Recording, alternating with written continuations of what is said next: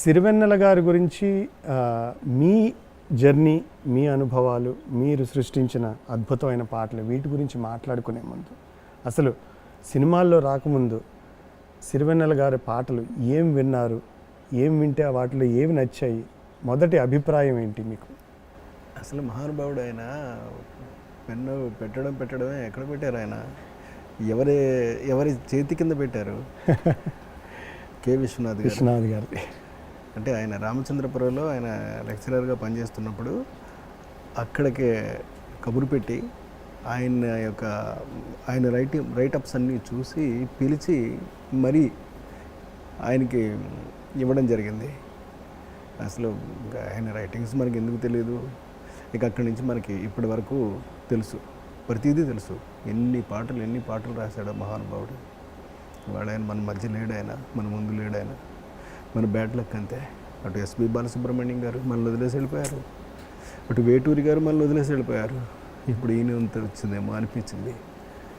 కానీ అంటే మీరు పర్సనల్గా మీరు సినిమాల్లో రాకముందు, అంటే దాదాపుగా 86 ప్రాంతంలో శాస్త్రి గారు వచ్చారు, మీరు ఇంకా అప్పటికి సినిమా రంగ ప్రవేశం చేయలేదనుకుంటాను. సో అప్పుడు మిమ్మల్ని ప్రభావితం చేసినటువంటి, మీరు బాగా నచ్చినటువంటి, మీకు నచ్చినటువంటి సిరివెన్నెల గారి సాహిత్యం గురించి. స్వర తత్పర సుర ఝరి గమనమౌ సామ వేద సారమిది నే పాడిన జీవన గీతం ఈ గీతం అంటూ ఆయన ఎంత గొప్పగా కళాన్ని జొలిపించారు అని అంటే, అందులో ఉన్న ప్రతి పాట కూడా ఒక సెన్సేషనల్ సక్సెస్, మామూలు సక్సెస్ కాదండి, ఒక రేంజ్ దాటినటువంటి సక్సెస్ని ఆయన ఇచ్చుకుంటూ వెళ్ళిపోయారు ఆయన.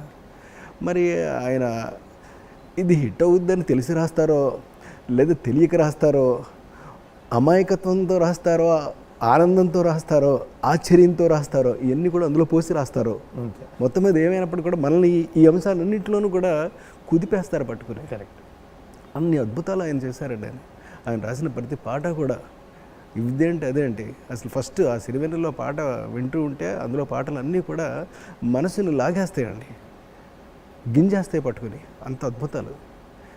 నిజానికి ఎంత శక్తి ఉన్నటువంటి పాటలు అంటే మీరు చెప్పినటువంటి వాస్తవం ఎంతవరకు అర్థమైందనే మాట పక్కన పెడితే, ఆ పాటలను పాడుకొని సామాన్య ప్రేక్షకుడు ఉండడేమో కదా. 99 to 100% గ్యారంటీగా ఉంటారండి.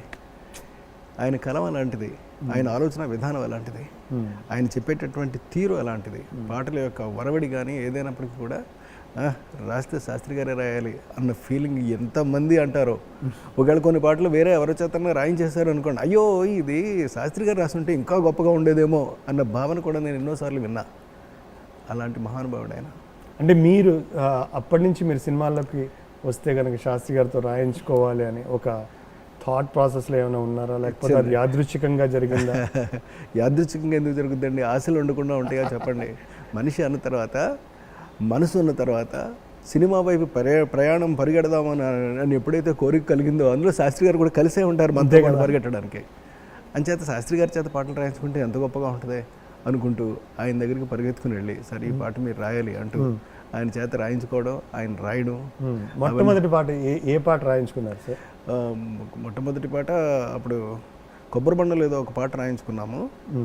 అంటే నాకు ఎగ్జాక్ట్గా ఇప్పుడు మీరు సడన్గా అడిగితే గుర్తులేదు, కానీ తర్వాత రాజేంద్రుడు గజేంద్రుడిలో, ఆ తర్వాత ఇక ఎన్ని 1-2 కాదండి, ఆల్మోస్ట్ నేను చేసినటువంటి ప్రతి సినిమాలోనూ కూడా శాస్త్రి గారి పాట లేకుండా ఉండదేమో. అది కూడా చాలా ఇంపార్టెంట్ సాంగ్స్, అంటే కథాపరంగా ఇంపార్టెంట్ సాంగ్స్ అన్నీ కూడా మ్యాక్సిమం అధిక శాతం ఆయనే. శాస్త్రి గారి దగ్గర ఒక ప్రత్యేకమైనటువంటి లక్షణం ఉందండి. ఆయన రాసేటప్పుడు ఆయన ఏం చేస్తారంటే మొత్తం కథ యొక్క వివరం అంతా తెలుసుకుంటారు. ఒకవేళ స్క్రిప్ట్ అంతా రెడీ అయిపోతే చదివేస్తారండి, లేదా మన దగ్గర నుంచి వినేస్తారు. మొత్తం సినిమా స్టోరీ చెప్పమంటారు ఆయన. ఆయనకి వినడం సరదా. ఇప్పుడు సినిమా స్టోరీ ఏదో ఒక పాట 2 పాటలు అయితే వినాల్సిన అవసరం ఉండదు, అయినా సరే ఆయనకి సరదా. ఆ సరదా తీర్చుకోవడం కోసం వినేస్తారు. కానీ సరదా తీర్చుకోవట్లోనే ఉంది అసలు రహస్యం. ఎందుకంటే రేపు పెన్న పెట్టబోయేటప్పుడు ఈ సినిమాకి సంబంధించిన మొత్తం కథ అంతా కూడా అందులో ఆయనకి తెలియకుండానే ఇన్వాల్వ్ చేసేస్తారో, ఎలా చేస్తారో తెలియదు, కానీ అద్భుతంగా ఆయన మరిచేస్తారండి. అంత బాగుంటుంది అది. సో అది ఒక ప్రత్యేకత శాస్త్రి గారిలో శాస్త్రి గారిలో ఉన్నటువంటి ఒక ప్రత్యేకత అది. జనరల్గా అయితే దర్శకుడు వస్తే ఈ పర్టికులర్ సాంగ్కి సీన్ ఏంటి, ఆ సందర్భం ఏంటి అని అంతవరకే ఏంటండి ఇది అంటే ఇంకా తక్కువ అడిగే వాళ్ళు కూడా ఉంటారండి. ఇది ఏమన్నా డ్యూయేటా, ఓకేనండి, ఓకే అండి, చాలండి, డ్యూయేటే కదా అని చెప్పి రాసేసుకుంటూ పోతారు. అంటే రాసేసే వేరు, ఈయన లోపలికి ఇన్వాల్వ్ అయ్యి కథనే. అందుకనే ఈయన పర్టికులర్గా ఈయన దగ్గరికి ఎవరు వెళ్ళినప్పటికీ కూడా మీ టైటిల్ పెట్టారు కదా జగమంత కుటుంబం, అలాగనే మరి అది రాసేటప్పుడు ఎంత లోతుగా ఆయన వెళ్ళి ఉంటారు. లేకుండా ఆ పదం ఆయన దగ్గర నుంచి, జగమంత కుటుంబం అనేటటువంటి పదం ఆయన దగ్గర నుంచి వచ్చిందే. అదే మీరు ఇప్పుడు వాళ్ళు పెట్టుకున్నారు. అదే నాకు తెలిసి ఏదో సినిమా కూడా పెట్టారండి జగమంత కుటుంబం అలాగనే. ఇలాంటిది ఆయన క్రియేట్ చేయగలడండి. ఆయన చేస్తేనే దాని డెప్త్లో బయటకు వస్తాయి. కరెక్ట్, చాలా బాగా చెప్పారండి. మనం తవ్వితే గొయ్యి అవుద్దండి, ఆయన తవ్వితే నుయ్యి అవుద్దండి. అది ఆయన స్పెషాలిటీ. చాలా వాడుకోవచ్చు సార్. మనం తవ్వితే గొయ్యి అవుతుంది, శాస్త్రి గారు తవ్వితే నుయ్యి అవుతుంది. డెఫినెట్గానండి. నుయ్యిలోంచి అమృతమే, ఇక నీళ్ళలోంచి ఏదైనా ఇంకా అలా వస్తానే ఉంటుంది ధార. అది మామూలు ధార కాదు, మరణం లేని ధార అండి అది. ఆయనకి ఎక్కడ ఉందండి? ఆయన ఇప్పుడు లేడు, కొత్త పాట రాకపోవచ్చేమో, కానీ ఆయన ఉన్న పాటలన్నీ వినిపిస్తూనే ఉంటాయి. వినిపించినప్పుడల్లా రాసినట్టే లెక్క. అంతే కదా, అద్భుతాలు కదండి ఆయన ఇచ్చినవన్నీ కూడాను. 80 ఏళ్ల తెలుగు సినిమా చరిత్రలో ఆయన సృష్టించిన అద్భుతాలు నిరంతరం ఎప్పటికీ మీరు అన్నట్టుగా వినిపిస్తూనే ఉంటాయి. ప్రతి వాళ్ళకి ఒక పేజీ ఉంటుందని అంటారండి, కానీ ఆయనకు ఒక పుస్తకం ఉంటుందండి. అబ్బా, అది ఆయన స్పెషాలిటీ. ఈ రోడ్ అంత గొప్ప రైటర్ ఆయన. చాలా బాగుంది సార్. లక్షలు ఇవ్వచ్చు. అంటే మీరు చెప్పిన రెండు కూడా చాలా బాగున్నాయి. మనం తవ్వితే గొయ్యి, ఆయన తవ్వితే నుయ్యి. ప్రతి వాళ్ళకి ఒక పేజీ ఉండడానికే కష్టపడితే ఆయనకు ఒక పుస్తకమే ఉంది. చాలా బాగుంది సార్, చాలా బాగుంది. అయితే మీరు రాసిన పాటల గురించి, అంటే మీ ప్రత్యేకత ఏమిటి అంటే, చాలామందికి ఒక పోర్ట్ఫోలియో ఉంటుంది శాస్త్రి గారితో పనిచేసేటప్పుడు. మేజర్గా పాటకు సంబంధించిన 2 మేజర్ డిపార్ట్మెంట్స్లోనూ ఆ 2 పాత్రల్ని మీరే పోషించిన నాకు తెలిసి ఏకైక వ్యక్తి ఏమో శాస్త్రి గారితో ట్రావెల్ చేసి. తర్వాత వచ్చి ఉండొచ్చు ఎవరైనా. దర్శకుడు, సంగీత దర్శకుడు. దర్శకుడు సందర్భాన్ని క్రియేట్ చేస్తాడు, సంగీత దర్శకుడు ఆ సందర్భానికి ఒక ట్యూన్ ఇస్తారు, లేకపోతే శాస్త్రి గారు రాసిన పాటకి ట్యూన్ చేస్తారు. కాకపోతే దర్శకుడు, సంగీత దర్శకుడు అనేవాడు ఒక పాటకి ఉన్న పార్శ్వాలలో 2 అద్భుతమైన ముఖ్యమైన పాత్రలు అవి. ఆ రెండింటినీ మీరు పోషించారు. సో మీ relation with Shastri garu is more అంటే ఇంటెన్స్ బేసికలీ. చాలా అంటే దానికి ఎప్పుడు కూడానండి శబ్దాన్ని, దృశ్యాన్ని రెండింటినీ విడదీయలేనటువంటి అనుబంధం ఆ రెండింటికి ఉంటాయండి. Even silence is also a sound, గుర్తుపెట్టుకోండి. It is a great sound. In fact చెప్పాలంటే మీరు సౌండ్ వీణ మీద చేశారనుకోండి, వీణ సౌండ్ మాత్రమే వినిపిస్తుంది. తబలాతో చేశారనుకోండి, తబలా సౌండ్ మాత్రమే వినిపిస్తుంది. గిటార్తో చేశారనుకోండి, ఆ సౌండ్ మాత్రమే వినిపిస్తుంది. కానీ if it is a silence, every sound is there. You have to imagine it. అంచేత silence is a great sound దానే సౌండ్. అంచేత అసలు సౌండ్ లేకుండా దృశ్యాన్ని ఆలోచించడమే చాలా కష్టం. అలా ఆలోచిస్తున్నప్పుడు చేసేటటువంటి పనేనండి ఈ సౌండ్ది కూడా. అంచేత ఇది అది 2 కలగలుపుకుని మనం ఒక మంచి సన్నివేశాన్ని క్రియేట్ చేసుకుంటూ, లేదా సన్నివేశాలని క్రియేట్ చేసుకుంటూ, ఈ సన్నివేశాలన్నిటి యొక్క కోడలిని అంటే ఒక ప్లాట్ఫామ్ మీద తెచ్చుకుని ఒక అద్భుతమైనటువంటి పాట రాయించుకోవడం కోసం ట్యూన్ చేసుకుని ఆయన దగ్గరికి పట్టుకుని వెళ్ళి కనుక ఆయనకి మనం అందజేస్తే ఆయన అది విని మురిసిపోతూ నవ్వేవాడు. ఆయన నవ్వు ఎంత బాగుండేదో మహానుభావుడు. తృప్తిగా నవ్వేవాడు, మామూలుగా నవ్వటం కాదండి, అసలు ఓపెన్నెస్ అనమాట. పక్క నవ్వేవాడు. అంత అద్భుతమైనటువంటి నవ్వు అయింది. నవ్వుతూ ఆయన పైగా ఆయన దగ్గర ఒక స్పెషల్ గుణం ఉంటుందండి. అదేంటి అంటే మిత్రమా అనేవాడు. అదొక పదం, ఊత పదం ఆయనకి. అది కాదు మిత్రమా, అసలు ఎంత బాగుంది సన్నివేశం, ఎంత బాగుంది, దానికి అనువైనటువంటి మ్యూజిక్ ఎంత బాగుంది. ఇలాగ ఆయన ఉత్సాహపడిపోతూ మీకు ఎందుకు చూడండి మంచి పాట ఇస్తానని ఆయన ఇచ్చాడంటే ఇంకా అదిరిపోద్దండి ఆ పాట. అలాంటి ఫీలింగ్ తీసుకొచ్చేసాడు అప్పుడే. మహానుభావుడు ఆయన. మీరు అదే మీకు మీ జ్ఞాపకాల పొరల్లోంచి రకరకాల ఎన్నో రోజులు, ఎన్నో రాత్రులు ఆయనతో పాటు ఎన్ని టైమ్స్ ఆయనతోటి కలుస్తూనే ఉండేవాళ్ళం అన్నిటికీనండి. బట్ కాకపోతే వీళ్ళందరి దగ్గర ఒక గొప్ప గుణం ఒకటి ఉందండి. అదేంటి అని అంటే, శాస్త్రి గారు కానీ, మాకు భువనచంద్ర గారు రాసేవారు, జొన్నవిత్తులు గారు రాసేవారు. వీళ్ళందరూనండి ఎవరి పాటలు వాళ్ళకి ఇచ్చేసేవాళ్ళం. ఇచ్చేసిన పాటలు వాళ్ళ ఆ సీన్స్ సీక్వెన్సెస్ అన్నీ తెలిసి వాళ్ళు రాసేసేసి నా మెడ్రాస్లో ఉన్న అపార్ట్మెంట్కి పట్టుకొచ్చేసి ఇదిగోనండి ఇవన్నీ మేము రెడీ చేసాము అని చెప్పేసి ఎవరి మట్టుకాళ్ళు ఇచ్చేవారు. ఇచ్చిన తర్వాత ఎంత అందమైనటువంటి కల్చర్ అంటే అది.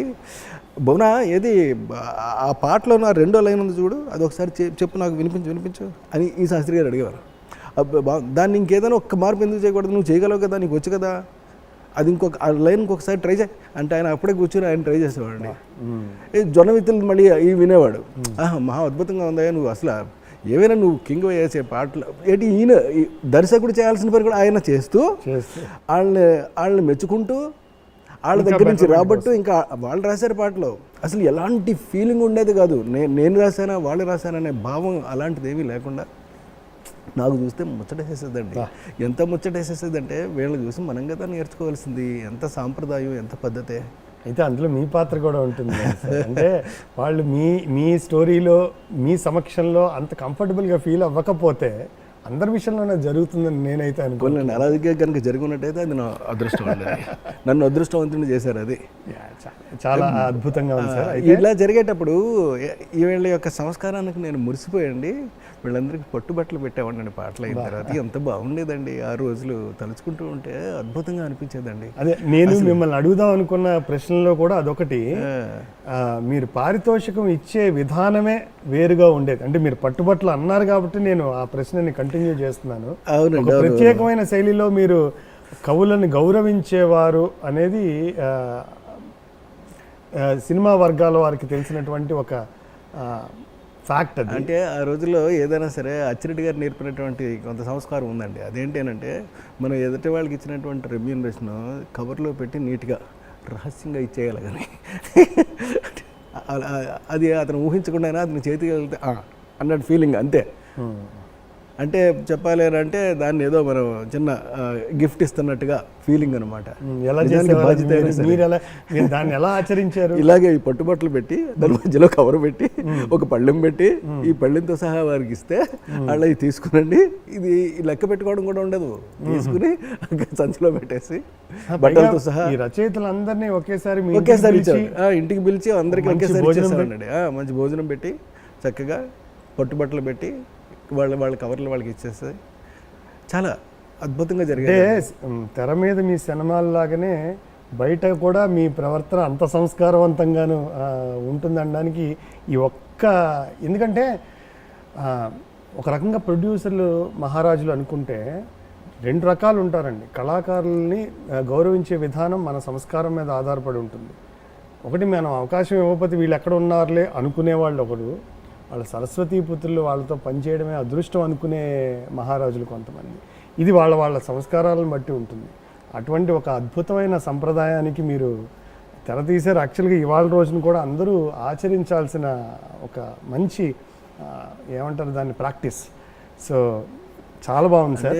సరస్వతిని గౌరవించడం అనేది కనుక మనం చేయకపోతేనండి మనిషికి కొత్త ఆలోచనలు రావు, ఉన్న ఆలోచనలు నిలబడవు, పాత ఆలోచనలు గుర్తుకు రావు. ఇంకెందుకు ఆ మనిషి జీవితం దేనికి చెప్పండి. సరస్వతిని రెస్పెక్ట్ ఎవరు చేయగలుగుతారో వాళ్ళందరూ కూడా ఎదుగుతారు సార్. నేను నమ్మిన సిద్ధాంతం అది. అదే ఆయన సరస్వతి పుత్రుడు, భగవంతుడు నాకు అంతో ఎంతో కాస్త గుణాన్ని ఇచ్చాడు. సో నేను ఆయన్ని గౌరవించుకోలేకపోతే ఇంక నాకు ఎక్కడి నుంచి గొప్ప పాట వస్తుంది చెప్పండి. అలాగే నేను మా రైటర్ దివాకర్ బాబు గారిని నేను కారులో ఎక్కించి తీసుకొచ్చేవాడినండి. ఈ రైటర్స్ని అందరినీ కూడా రండి, శాస్త్రి గారు ఉన్నారనుకోండి, శాస్త్రి గారు ఆయన పట్టా నేను వచ్చేస్తే కుదరదు, నేను వెళ్ళాలి, నేనే సెల్ఫ్ డ్రైవ్ చేసుకుంటూ వెళ్ళాలి, వెళ్ళి నేను ఎక్కించుకోవాలి ముందు సీట్లో, అక్కడి నుంచి మాట్లాడుకుంటూ రావాలి. దివాకర్ బాబు గారి కోసం మళ్ళీ నేను వెళ్ళాలి అక్కడికే, అక్కడ ఎక్కించుకుని తీసుకురావాలి. ఇలాగే చేస్తూనే ఉండేవాళ్ళం అండి. అంటే ఇందులో మీ స్వార్థం కూడా ఉంది సార్. యాక్చువల్గా మీరు ఎన్ని మంచి అనుభూతుల్ని మీరు మూట కట్టుకున్నారు కదా. స్వార్థం కూడా, life is all about making memories. అంటే కనుక మీరు ఎవ్రీ మినిట్ ఉపయోగించుకుంటూ, అంటే ఇప్పుడు వారిని కారులో ఎక్కించుకున్నాను నేను, ఆయన మాత్రం ఉంటారు, నేను డ్రైవ్ చేస్తూ ఉంటాను. ఇక ఆయన మాట్లాడేది నాతోటే కదా, నేను మాట్లాడేది ఆయనతోటే. సో ఎంత అనుభవాన్ని మనం అందుకుంటాం చెప్పండి అక్కడి నుంచి. ఎంత అది చాలా అదృష్టం ఉంటే, చాలా అదృష్టం భగవంతుడు నాకు కలగజేశాడండి. అది దాన్ని మీరు అంత సద్వినియోగం కూడా చేసుకున్నారు. అవకాశం చాలామందికి ఇస్తాడు సార్.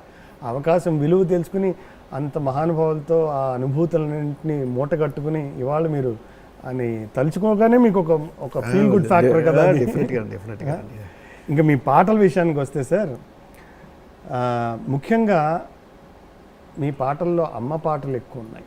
అంటే సృష్టికి మూలం అమ్మ కాబట్టి మన అమ్మ పాటలతోనే మన ఈ ఇంటర్వ్యూని కూడా మొదలు పెడదాం.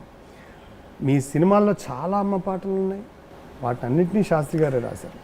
ప్రపంచంలోనండి అన్న లేని తమ్ముడు ఉంటాడేమో, భార్య లేని భర్త ఉంటాడేమో, బట్ తల్లి లేని కొడుకు మాత్రం ఉండడు సార్. కొడుకు కానీ కూతురు కానీ తల్లి ఉండాల్సిందే. తల్లి లేకపోతే ఇంపాసిబుల్ అండి. అంచేత ప్రథమంగా అందుకని ఎవరికి చెప్పినప్పటికీ కూడా వాళ్ళ అమ్మ గురించినటువంటి ఎక్స్పీరియన్స్ దాన్ని అంటారు అమ్మ చేతి ముద్ద అలాగేనండి. మొదటిసారి మనం తింటాం కదా, అదే మనకి టేస్ట్ ఫీలింగ్ ఉంటుందండి. అంచేత ఆ అమ్మే వండాలండి. మళ్ళీ ఇంకొక అమ్మ వండినటువంటి టేస్ట్ అది మామూలు, అది వేరు. మీ అమ్మ వేరు, మా అమ్మ వేరు, కానీ అందరూ అమ్మలే, అందరూ గొప్పవాళ్ళే. అది తల్లి గుణం అంటేనండి. బిగ్గెస్ట్ కాంప్లిమెంట్ కూడా మా అమ్మ చేసినట్టుంది.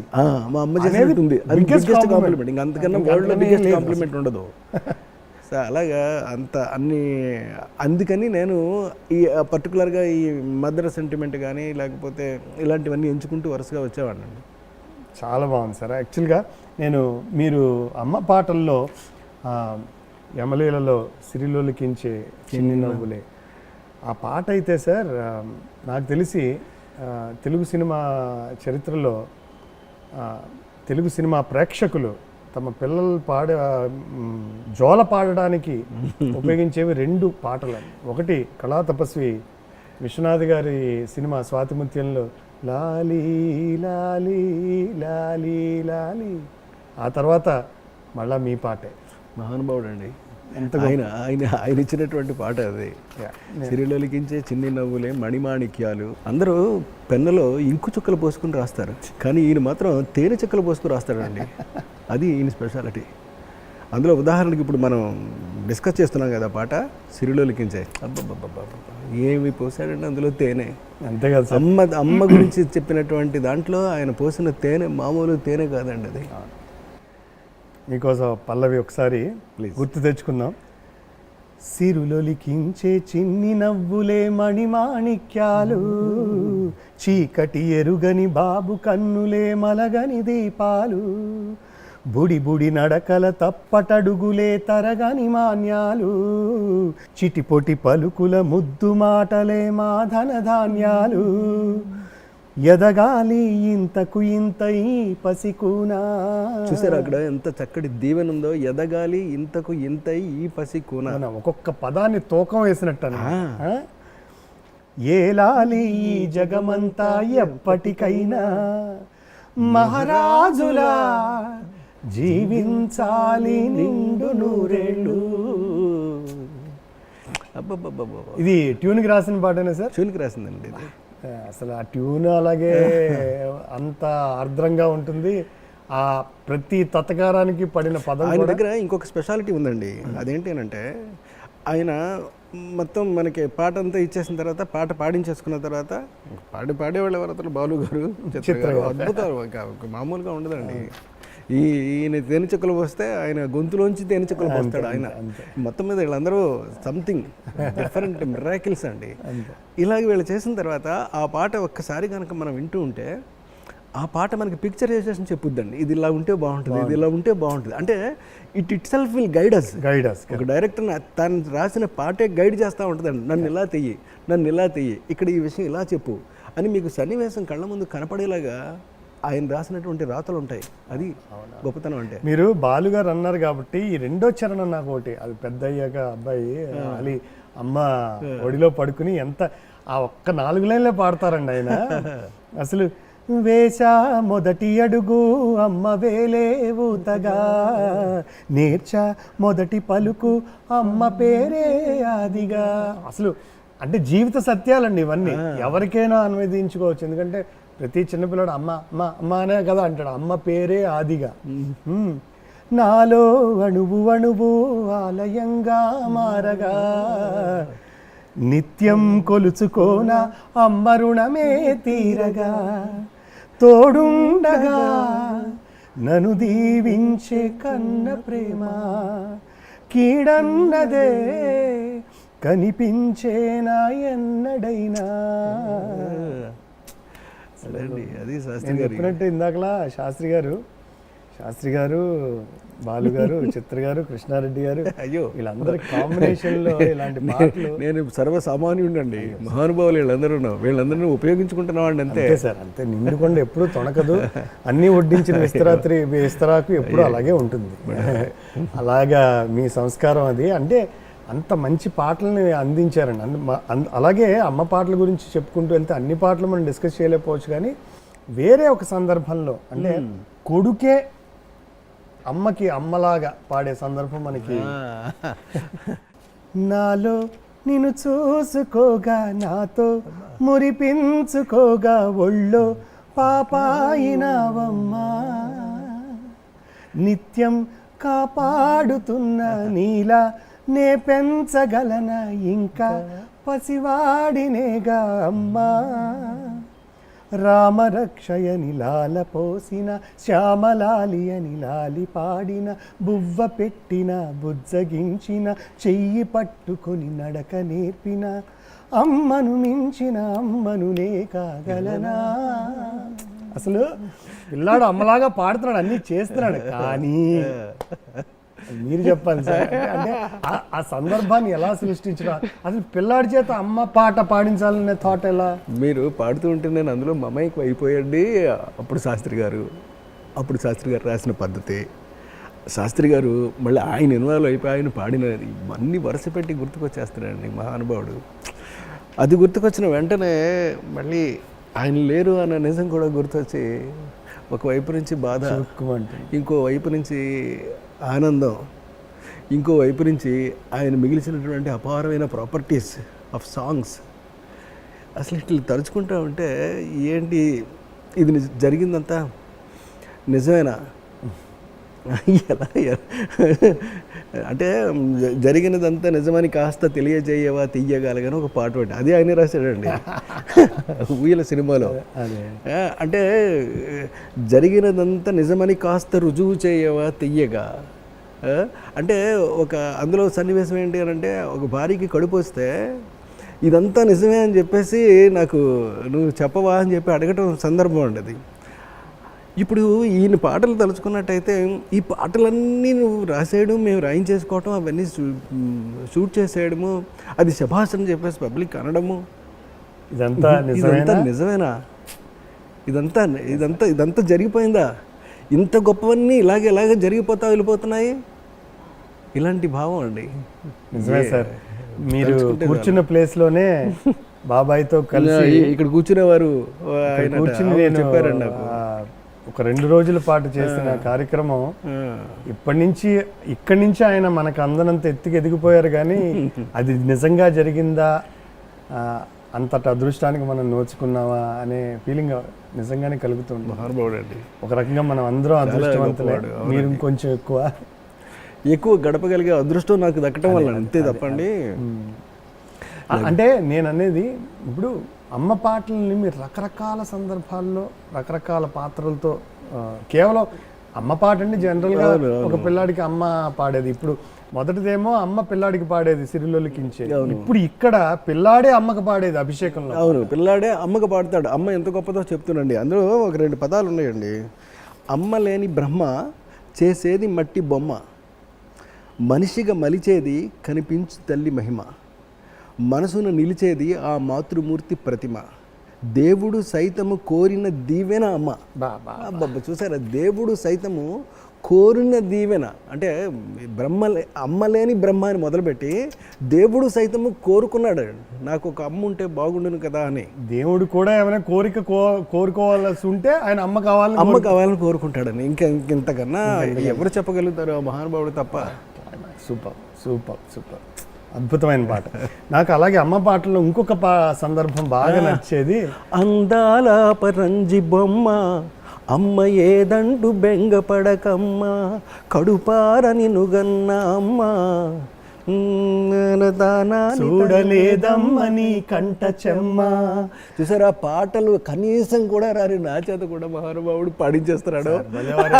మీరు మీ ట్యూన్లో కనిపించడానికి అంత సింపుల్ గా ఉంటాయి, కానీ అంతే మనసుకు హత్తుకుపోయేలా ఉంటాయి సార్. అందుకే నిలిచే ఈ పాటలు.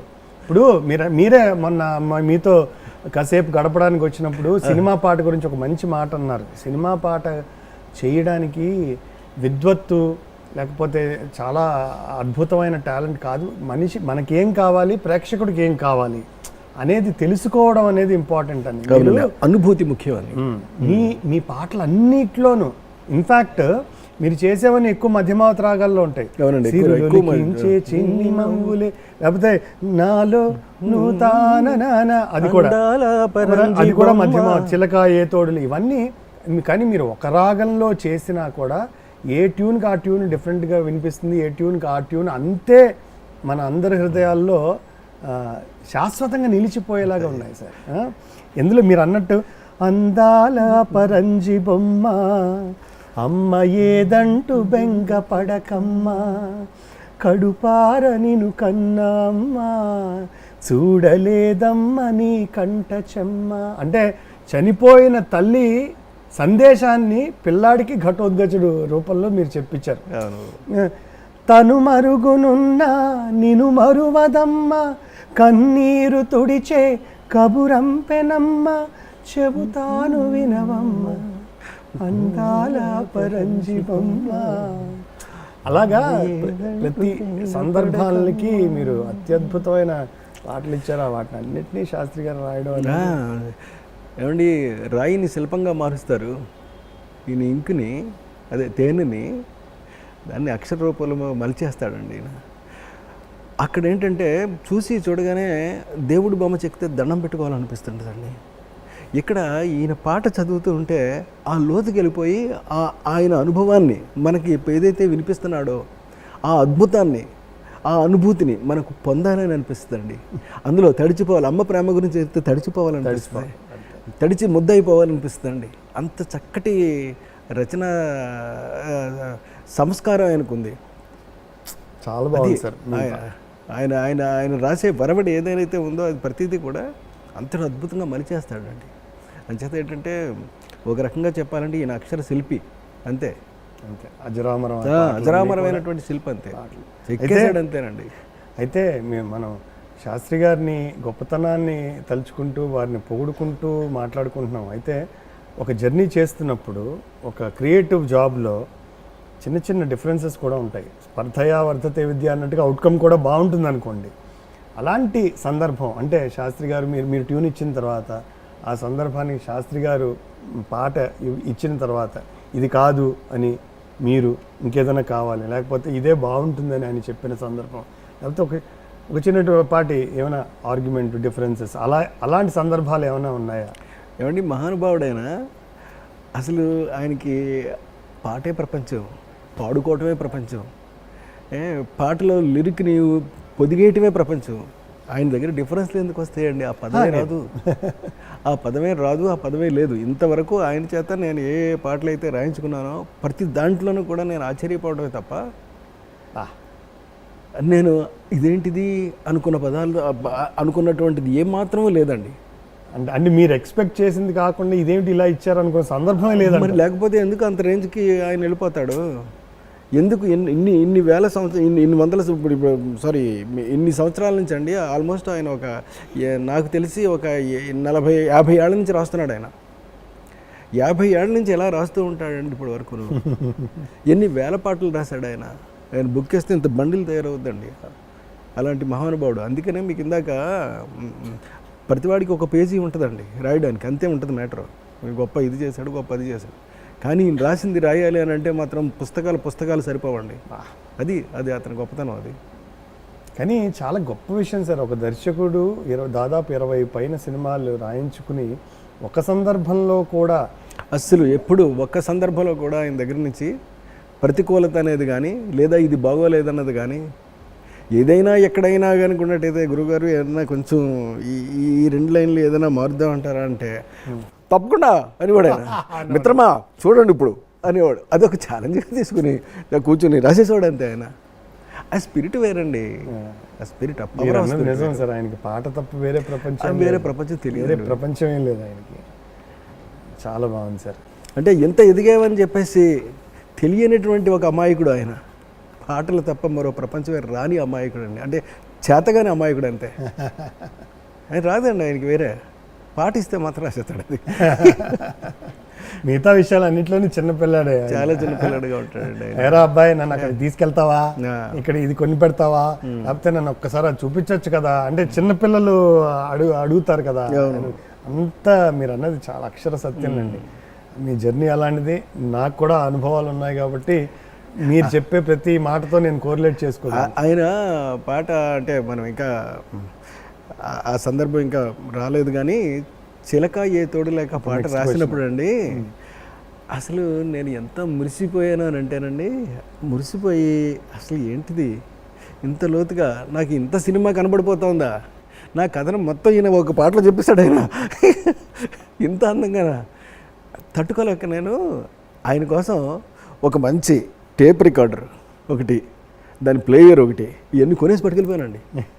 పట్టుకెళ్ళిపోయి మీరు ఇది ఇక్కడ ఉంచండి అలాగని. ఎందుకండి ఇవన్నీ అంటాడు ఆయన అమాయకత్వంతో. ఉంచండి సార్, మనం ఎప్పుడైనా పాటలు వినాలంటే వినడం కోసం ఉంటాయి ఇవన్నీ, ఉంచండి చెప్తాను. నాకు అసలు ఏం పాట సార్ అది, ఏం పాట, ఇంక అంతకన్నా గొప్ప పాట ఇంకేముంటుంది చెప్పండి, మామూలుగా రాయలేదు. నేను ఇంక దానికి ఏమి ఇచ్చుకుంటాను, ఇందులో ఏది ఇచ్చినా సరిపోదు, ఇది ఇలాంటి కొన్ని లక్షల కొన్ని మీ ముందు పెట్టినప్పుడు కూడా సరిపోదు సార్ అక్షరాల ముందు అని చెప్పడం జరిగిందండి. నిజం సార్, అక్షర లక్షలు ఇవ్వదగిన పాట. మీ సినిమా మొత్తాన్ని 3.5 నిమిషాల 4 నిమిషాల ఆ పాటలో చెప్పేశాడు అండి, మొత్తం ఫిలాసఫీ అంతా చెప్పేశాడు, జీవిత సత్యాన్ని చెప్పేశాడు ఆయన. వైఫ్ అంటే ఏంటి, హస్బెండ్ అంటే ఏంటి, అసలు ఎలా ఉండాలి, ఎందుకు ఉండాలి, ఏముంటుంది, తీరాన్ని వదిలి వెళ్ళిపోయిన తర్వాత తీరం దాటదే అని చెప్పి రాస్తాడండి అందులో ఆయన మహానుభావుడు. ఎంత అద్భుతమైన పాట అండి అది, మహా అద్భుతం అసలు. అమ్మో అది ఒకసారి చూస్తేనే తప్ప నేను మరిచిపోయి లోపలికి వెళ్ళిపోతున్నా. చిలక ఏ తోడు లేక ఎటే పమ్మ ఒంటరి నడక తెలిసి అడుగేసినావే ఎడారంటి ఆశల వెనక, మంగళసూత్రం మంగడి సరుక కొనగలవా చేయి జారాక, లాభం ఎంతో చిందమ్మ సౌభాగ్యం అమ్మేశాక. అసలు ఆ ఒక్క చరణాలు కూడా చాలా అండి. బతుకంతా బలి చేసే పేరాశను ప్రేమించావే, వెలుగుల్నే వెలివేసే కలలోనే జీవించావే. ఈ లైన్ నేను ఒక్కడే రాయగా, వెలుగుల్ని వెలివేసే కలలోనే జీవించాలి, అమృతమే చెల్లించి ఆ విలువతో హలాహలం పొందావే అతి తెలివితో, కురిసే ఈ కాసుల జడిలో తడిసి నిరుపేదైనావే చిలక. ఈ కాసుల జడిలో నిరుపేదవడం అనేది అసలు అదే, అందుకే చెప్పాను ఇందాక, మనకి పిక్చరైజేషన్ కూడా ఇచ్చే సాంగ్స్ రాస్తాడు ఆయన అలాగని చెప్పి. అంతే కదా, మనం హాయిగా వింటూ ఉంటే కురిసే ఈ కాసుల జడిలో తడిసి నిరుపేదైనావే అది చూపెట్టాలండి. చూసారు, అది చూపించేలా చేశాడు ఆయన. అంతే కదా, దట్ ఈస్ హిస్ స్పెషాలిటీ. బా మీ పని కరెక్టే, ఒక షార్ట్ మీకు డిఫైన్ చేస్తుంది కదా అది. అసలు ఎంత అలాంటివి చాలా ఉన్నాయండి అందులో. రెండో చరణం కూడా, అనురాగం కొనగలిగే ధనముందా ఈ లోకంలో, మమకారం విలువెంతో మరిచావా సిరిమైకంలో, ఆనందం కొనలేని ధనరాశితో అనాథగా మిగిలావే అమావాస్యలో. అక్కడ కూడా మీరు చూపిస్తారు, అమ్మ మొత్తం డబ్బులు ఉంటాయి, అమ్మాయి ఒక్కరితే ఉంటుంది అనాథలాగా. అవును, చుట్టూ అంటే ఇంతటి చీకటిలో అమావాస్య రోజు నాడు నువ్వు చూడు ఎలా తయారయ్యావో అని చెప్పి చెప్పడం ఉంది చూడండి. సిరిమైకంలో అనాథలా మిగిలిపోయావు. అసలు లాస్ట్ లైన్ కూడా మీకు, తీరా కను తెరిచాక తీరం కనబడదే ఇంకా చిలక. సాధారణంగా ఏ పాటకైనప్పటికీ కూడానండి ఒక 2 రోజులు అలాగా పడుద్ది, మ్యాక్సిమం 2 రోజులు. కానీ ఈ పాటకి కనీసం 4 రోజులు 5 రోజులు పడిందండి. ఎందుకంటే ఎడారి అంటే ఎడారి లాంటి ప్లేస్లోకి వెళ్ళాలండి, దానికోసం ప్రత్యేకంగా 4 షాట్లు అవి దాటి కోసం అక్కడ దాకా వెళ్ళడం.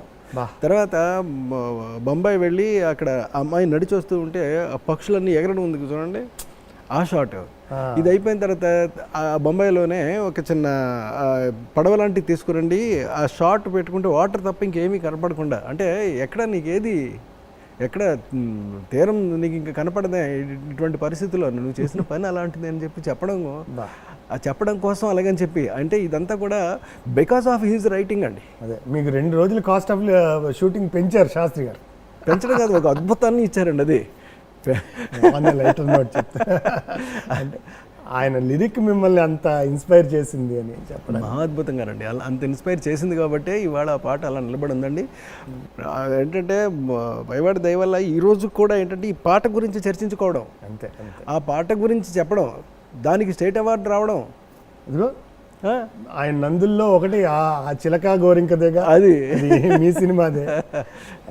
అయితే ఆయన గొప్పతనం ఏంటంటే సార్, డబ్బు వెనకాల పరిగెట్టే ఎవరికైనా ఏ సందర్భంలోనైనా ఎన్ని సంవత్సరాల తర్వాత అయినా సరే అన్వయించుకోదగ్గ పాట.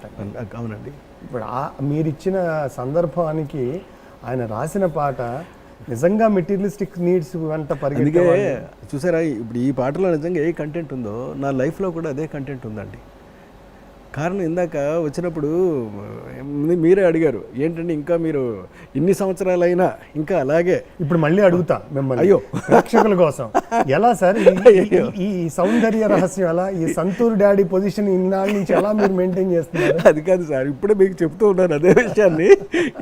ఈ చిలక ఏ తోడు లేక ఎటేపమ్మ ఒంటరి నడక అనే పదం లోపలండి ఒక్కసారి మనం కనుక ఆలోచిస్తే ప్రతి చిలక కూడా తోడు లేకుండానే వస్తుందండి తల్లి కడుపులోంచి, ఒంటరిగానే వస్తుంది. ఆ తర్వాత ఇంకా ఎన్ని కార్యక్రమాలన్నా జరగవచ్చండి, జంట కట్టవచ్చు, పిల్లలు పుట్టవచ్చు, జీవితం ఏదైనా గడవచ్చండి. బట్ చివరికి వెళ్ళేటప్పటికి ఒంటరిగానే వెళ్ళిపోద్ది. సో వచ్చి వెళ్ళిపోయడం మధ్యలో ఉన్నది మిథ్యే కదా, ఇది మిథ్య అని చెప్పి కనుక తెలుసుకోగలిగితేనండి ఇక మనకి మిగిలింది ఏంటి బ్యాలెన్స్ అని అంటే మధ్యలోంచి మిథ్య తీసేస్తే మిగిలేది సంతోషం అండి, హ్యాపీనెస్, లాఫ్. ఇది ఒకటి నిరంతరం మిగిలిపోద్ది మనకి. అంచేత ఎప్పుడు నవ్వుతూ ఉండాలి అని అంటే మాత్రం ఈ మిథ్య గురించి చిన్న విషయం తెలుసుకుంటే చాలండి. ఇంకా పెద్ద విషయం కూడా అక్కర్లేదండి, చిన్న విషయం. అందుకని వస్తాం వెళ్తాం, ఈ మధ్య చిన్న డ్రామా కదా, కానీ do your drama, finish. So ఇదన్నమాట మీ సౌందర్య రహస్యం. అంటే అందరికీ తెలిసిన విషయాలే సార్, మీరు నిజానికి అందరికీ తెలిసిన విషయాలే, కానీ మీరు మీలాంటి కొద్దిమంది మాత్రమే బహుశా ఆచరణలో పెట్టి ఆ స్థితప్రజ్ఞత అనే దానికి కొంచెం నిర్వచనానికి దగ్గరగా వెళ్తూ ఉంటారేమో. నేను ఎందుకంటే మిమ్మల్ని దాదాపు 20 ఏళ్ల క్రితం, నేను అప్పుడే ఇండస్ట్రీకి వస్తున్న కొత్తలో మీ దగ్గరికి అవకాశం కోసం వచ్చాను. అప్పుడు మీరు మంచి ఒక మరూన్ కలర్ డిజైన్ షర్ట్ వేసుకుని అప్పుడు ఎలా ఉన్నారు, ఇప్పుడు అలాగే ఉన్నారు సార్. కోదండపాణిలో సార్ నేను మిమ్మల్ని కలవడానికి బోల్సేపు వెయిట్ చేశాను సార్ కోదండపాణి థియేటర్ ముందర. చూడండి కాదండి, ఇంత నాకన్నా ఇంకా ఎవరు అదృష్టవంతులు ఉంటారండి. ఇలాగా చెప్తూ ఉంటే మురిసిపోవడం తప్ప ఇంక నేను ఏది మర్చిపోగలను, అన్నీ మురిసిపోవడమే తప్ప. అందుకే నేను కూడా మురిసిపోతున్నాను, ఎందుకంటే అప్పుడు మీ పరిచయం కోసం, మీ దర్శన భాగ్యం కోసం వెయిట్ చేసి వాళ్ళు నేను మిమ్మల్ని ఇలా ఇంటర్వ్యూ చేసే అవకాశం ఇచ్చిన భగవంతుడికి చాలా సంతోషం, బాబాయ్కి. సో ఎలాగ మన శుభలగ్నం పాటల గురించి మాట్లాడుకుంటున్నాం కాబట్టి సార్, ఇందులో ఇంకొక పాట అద్భుతమైన పాట అండి అది. పొరిగింటి మంగళ గౌరి వేసుకున్న గొలుసు చూడు, పక్కింటి పిన్ని గారి కాసుల పేరు చూడు.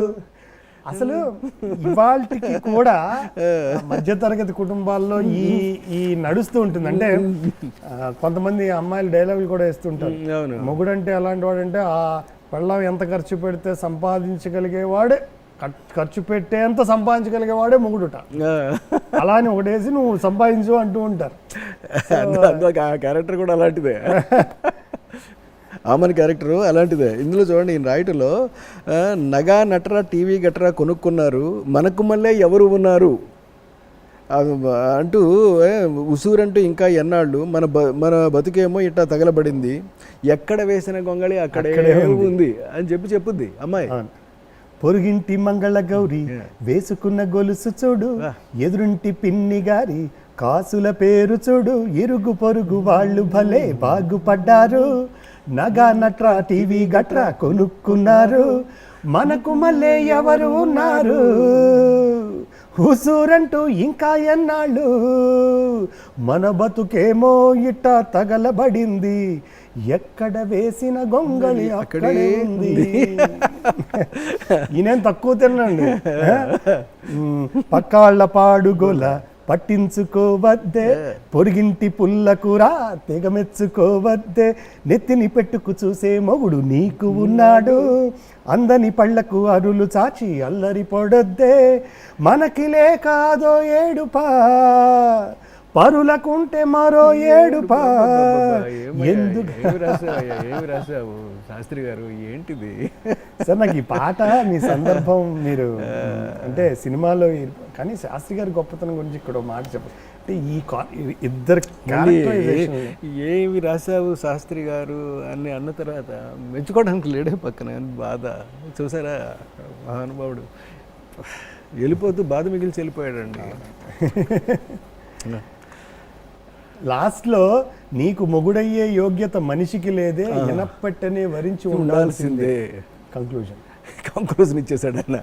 నాకు ఈ పాట శాస్త్రి గారి గొప్పతనం ఒక కాన్వర్జేషన్ కదా. ఇప్పుడు ఒక క్యారెక్టర్ ఏమో అమ్మాయి డబ్బులు వెనకాల పరిగెట్టే క్యారెక్టర్, ఉన్నదాంతో సర్దుకోవాలని ఇతని క్యారెక్టర్. ఇలాంటి సందర్భమే మనకు స్వర్ణకమలంలో కనిపిస్తుంది సార్. అంటే ఇది చాలా లైటర్ వెన్ లో రాసిన పాట. విశ్వనాథ్ గారి సినిమాలో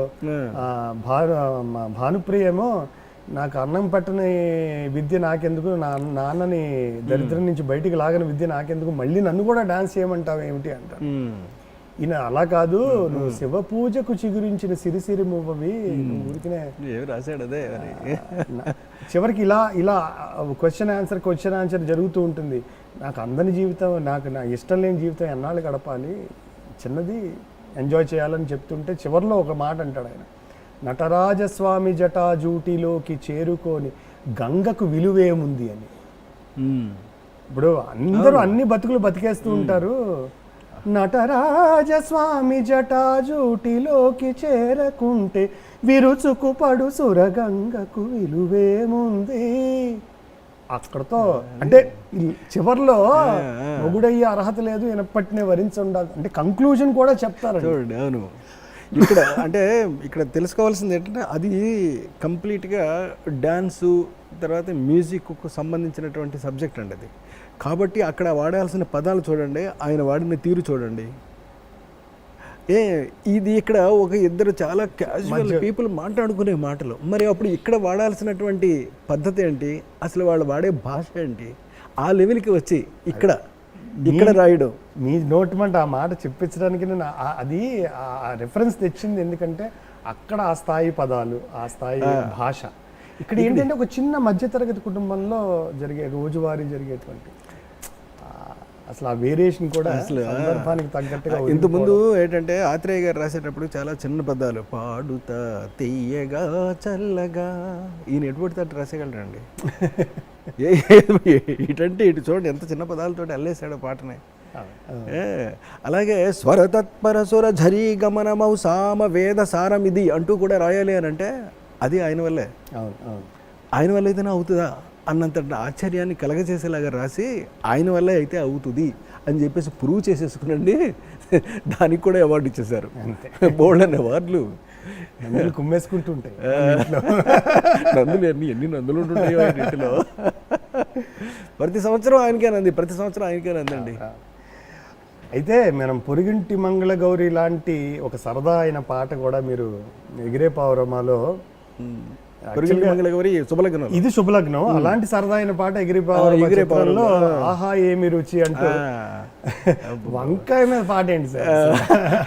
అసలు ఆ సందర్భం ఎలా క్రియేట్ చేశారు? అసలు వంకాయ మీద పాట ఆయనకి చెప్పినప్పుడు అండి ఆయన నవ్వేడు మామూలు కాదండి. ఏమండి మనం ఈ అమ్మాయి ఇలాగా ఇంట్లో ఉంటుందండి, వంకాయ అంటేనేమో ఆ హీరోకి పడదు అసలు, చాలా ఎలర్జీ. ఇప్పుడు దాని మీద మనం ఇప్పుడు ఒక పాట రాయాలండి అనగానే నవ్వేడైనా పక్కున్నవాడండి ఆయన. ఇప్పుడు కూడా మర్చిపోలేనా నవ్వు. నేనేమనుకుంటున్నాను తెలుసా సార్, మీరు ఇంతకాలం శాస్త్రి గారితో జర్నీ చేస్తున్నారు, శాస్త్రి గారికి బాగా ఇష్టమైన కూర వంకాయ.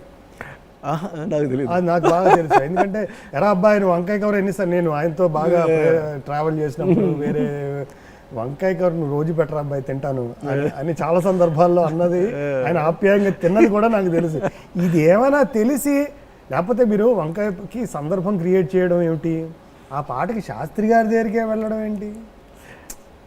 అంటే మేము అనుకోవటంలో ఏంటంటే అలాంటి ఒక వంకాయ ఇలాంటి చాలా టఫ్ సాంగ్ అది, అలాంటి టఫ్ సాంగ్ అని రాయాలంటే ఇంకా ఆయనే సమర్థుడని వెళ్ళిపోయాం అంతే.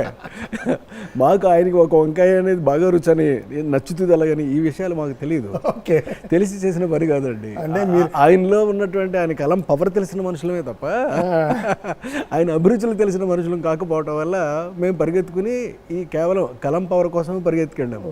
కానీ ఆ పవర్లో ఈ అభిరుచి కలిసి ఆ రేంజ్లో వంకాయ పాట ఇవాళకి కూడా మర్చిపోకుండా ఇచ్చారు అని అంటే మాటలు కాదు కదా. ఇవాళ ఎన్ని పత్రికల్లోనూ ఆహా ఏమి రుచి అని హెడ్డింగ్ పెడతారండి. అవునండి, అంటే ఆయన రాసిన పల్లవి, ఆ పల్లవిని ఆహా ఏమి రుచి అని హెడ్డింగ్ పెట్టి ఆయన మొత్తం కొన్ని పత్రికల్లో కంటిన్యూస్గా వస్తూనే ఉంది. అట్లాగా చాలా టీవీ షోల్లో మన వంటల కార్యక్రమాలకి పెట్టి ఆహా ఏమి రుచి అని పెడతారు.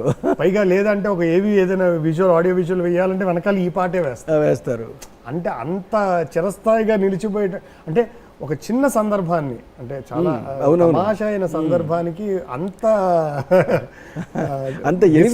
ఎలివేషన్ పట్టురావడం అనేటటువంటిది చాలా గొప్ప విషయం. అంటే అంత ఎలివేషన్ పట్టురావడం అనేది ఒక పదం అనవచ్చండి, శాస్త్రి గారి క్రీడ అది. ఇట్స్ గేమ్, ఇట్స్ అలా నల్లేరు మీద నడకలా నడిచిపోయడం అంటారు చూడండి, అలాగా నల్లేరు మీద ఆటలాడేసుకోవటం అనమాట. తాజా కూరల్లో రాజా ఎవరండి మీరు అన్నది అంతే. ఆయన ఆ కలం పవర్ పరిగెడుతుందండి అలా, మహానుభావుడు.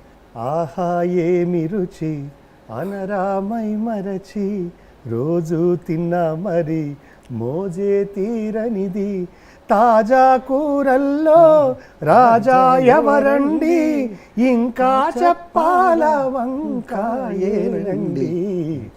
అసలు ఇది ఎలా ఉందో ట్యూన్ కూడా అంత కాంప్లికేటెడ్గా ఉంది సార్, ఆ గమకాలు అవన్నీ కూడా చాలా అద్భుతం. అయితే నాకు కూడా నా సర్కిల్లో మా ఫ్రెండ్ సర్కిల్ అందరూ కూడా ఈ పాట విన్నాక కూడా వంకాయలు తినడం మొదలెట్టిన వాళ్ళు కూడా ఉన్నారు. కొంతమందికి అది తింటే ఏదో స్కిన్ ఎలర్జీ వస్తుందని, లేకపోతే ఏదో ఇబ్బందులు వస్తాయని కొంతమందికి ఉంది.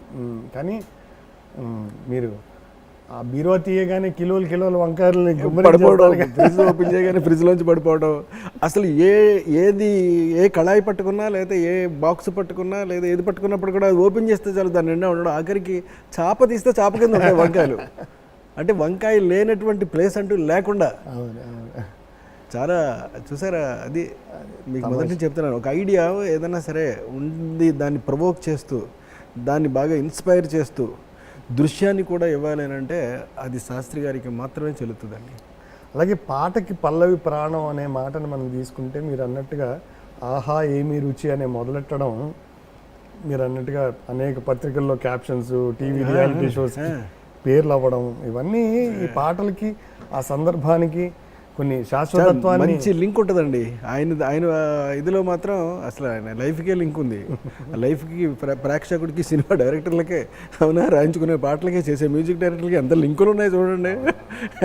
సో ఇన్ని లింకుల మధ్య ఇక ఈ పాటల లోపలికి వెళితే ఇక ఎందుకుండో లింకులు ఉంటాయి. ఆయన జీవితానికి సంబంధించిన లింక్ ఉంటుందండి, ఆయన అభిరుచులకు సంబంధించిన లింక్ ఉంటుందండి, అన్నీ ఉంటాయి. అద్భుతం సార్.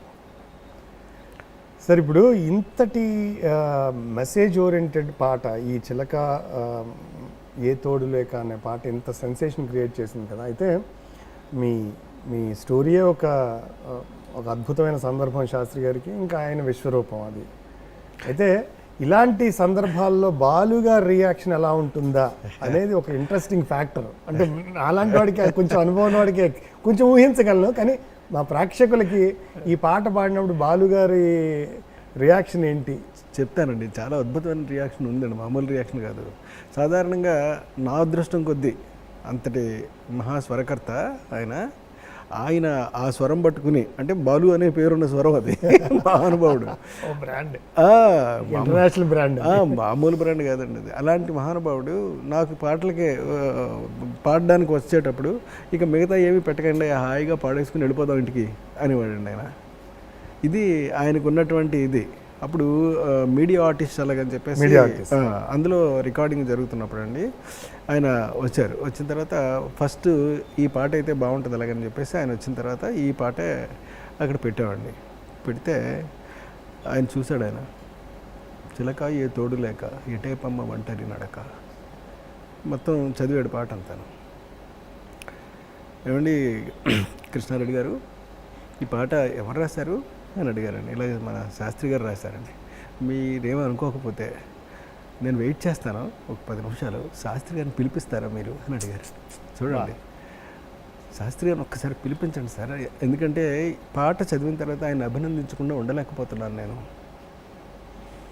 నాకేమి ఇప్పుడేమి పర్వాలేదు అంటే మీకు మళ్ళీ నెక్స్ట్ సాంగ్స్ ఇవన్నీ ఉంటాయి కదా, మీ రికార్డింగ్కి వస్తే నేను ఏది పెట్టుకోనండి, ఖాళీగా ఇంకా ఆ రోజంతా ఎంజాయ్ చేస్తాను నేను.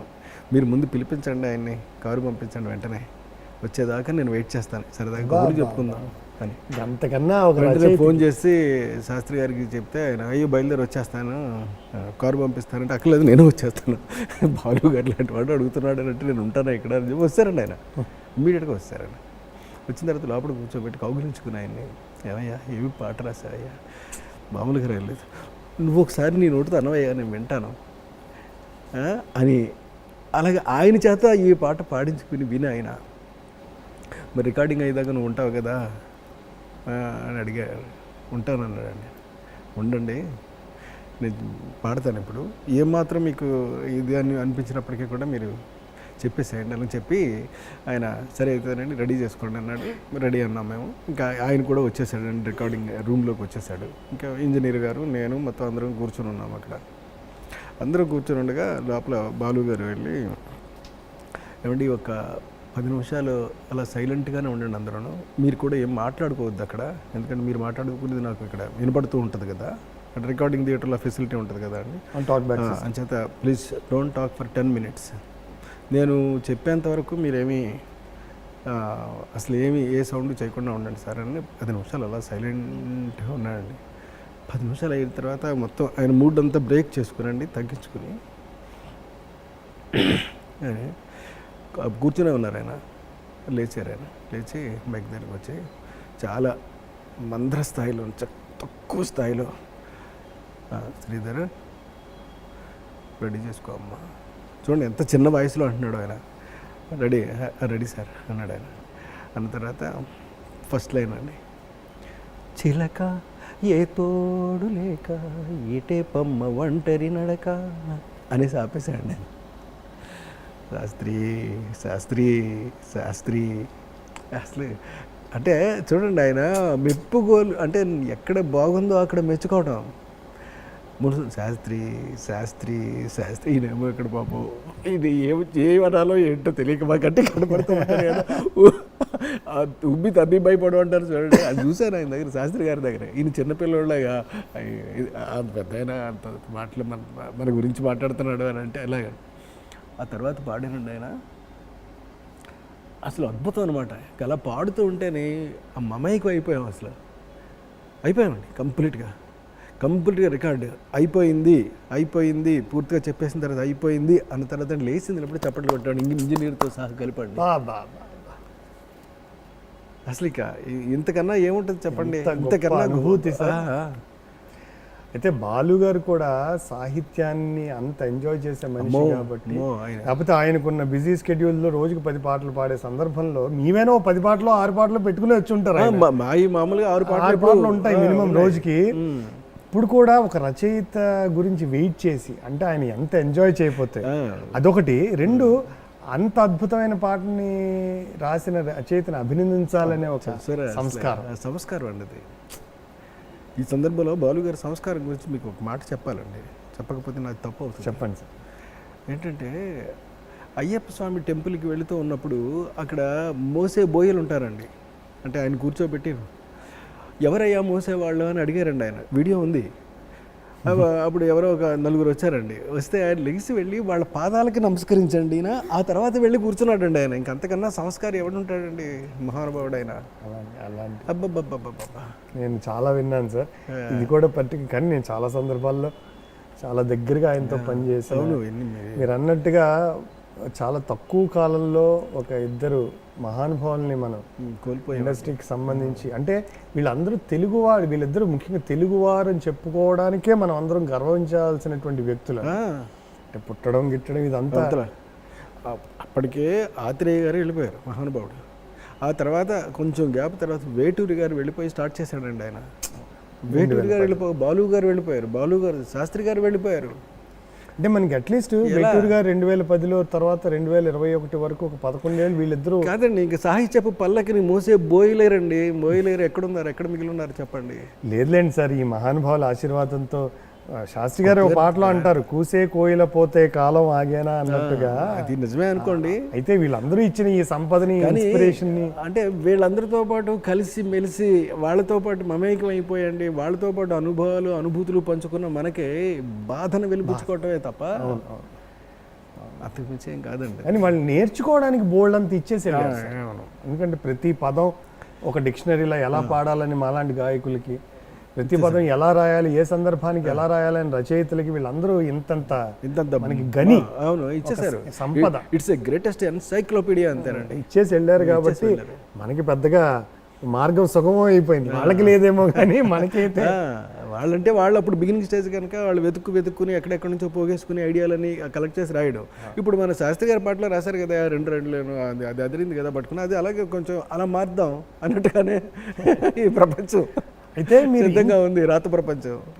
సారీ, అయితే మీరు ఇంత డెప్త్ ఉన్నటువంటి పాటలు రాయించుకున్నవి. మీరు శాస్త్రి గారు చేసి చాలా వైవిధ్యం ఉన్నటువంటి, చాలా కాంట్రాస్ట్ ఉన్నటువంటి పాటలు. ఇప్పుడు టాప్ హీరోలో మీరు బాలకృష్ణ గారికి బీడీలు తాగండి బాబులు,